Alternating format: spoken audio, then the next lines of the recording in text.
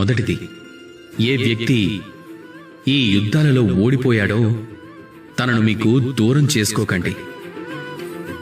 నిజానికి మీరు తన దగ్గరకు వెళ్ళండి, తనతో మాట్లాడండి, కబుర్లు చెప్పండి, చర్చలు జరపండి, తన సలహాలు తీసుకోండి. ఇక తనేం తప్పు చేశాడో అర్థం చేసుకోండి. ఇక ఆ తప్పు మీ జీవితంలో మీరు చేయకండి.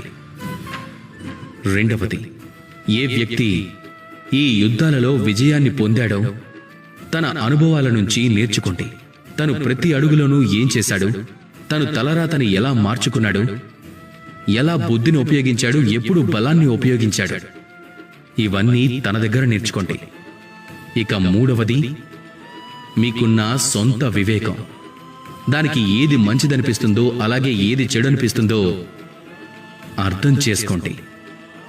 ఒకవేళ మీరు ఈ 3 విషయాలు నేర్చుకున్నారు అంటే ఇక అప్పట్నుంచే మీరు సఫలత అనే మార్గంలో సాగిపోతున్నారని అర్థం.